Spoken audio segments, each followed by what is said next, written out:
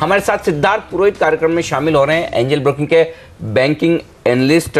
सिद्धार्थ, स्वागत है आपका सीधी सी आवाज पर। बताइए, बैंक ऑफ बड़ौदा के नंबर्स को कैसे पढ़ा जाए, अच्छे या खराब? जी अनिल जी, जैसे नंबर आप रिपोर्टेड नंबर देखेंगे तो काफी हद तक जहां तक एसेट क्वालिटी का आप अगर पहली बात करेंगे तो शायद एसेट क्वालिटी में फिर से डिसअपॉइंट किया है ग्रॉस एनपीए और नेट एनपीए लेवल पे बैंक ऑफ बड़ौदा ने।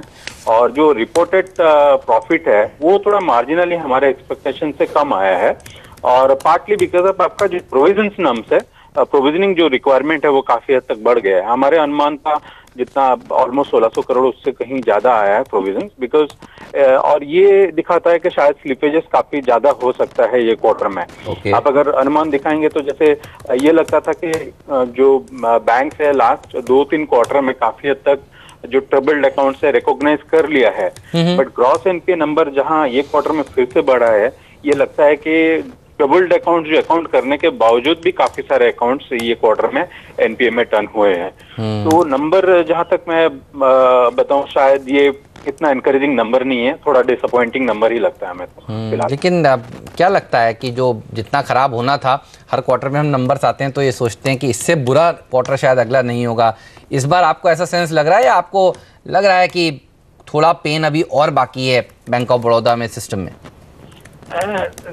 पेन थोड़ा तो डेफिनेटली पूरे सिस्टम में ही बाकी है, ये खाली बैंक ऑफ बड़ौदा का बात नहीं है। जो पीएसयू स्पेस है उनमें काफी रिकॉग्निशन ऑफ एनपीए बाकी है, बट आप एक चीज ऑब्जर्व कर सकते हैं कि जो Q3 और Q4 FY16 में जो हम लोगों ने AQR के वजह से जो एनपीए देखा, शायद उसका जो फ्लो है थोड़ा धीरे धीरे काफी हद तक कम हो रहा है। But other than AQR accounts, जो बड़े अकाउंट्स, काफी सारे मिड साइज अकाउंट्स में भी अभी स्लिपेजेस आ रहे हैं, तो थोड़ा और प्रेशर तो मुझे लगता है कि रहेगा, और एटलीस्ट FY17 के एंड तक।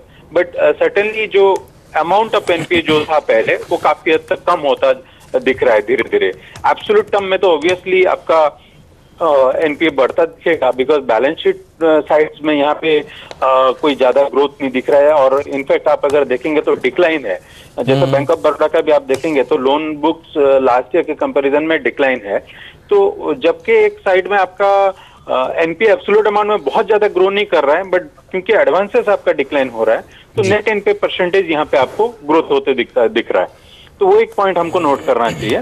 तो मेरा ये मानना है कि काफी हद तक एक एनपीए रिकॉग्नाइज ऑलरेडी हो चुका है, बट जो छोटे अकाउंट्स हैं उनका रिकॉग्निशन आता रहेगा और 2-3 क्वार्टर के लिए, ये मेरा मानना है। ओके, बैंक ऑफ बड़ौदा को वायदा कारोबार में कैसे ट्रेड करना चाहिए, उससे पहले सिद्धार्थ आपसे विदा लेने का वक्त है। शुक्रिया इस पूरे एनालिसिस के लिए। सुब्रमण्यम साहब, आप बताइए।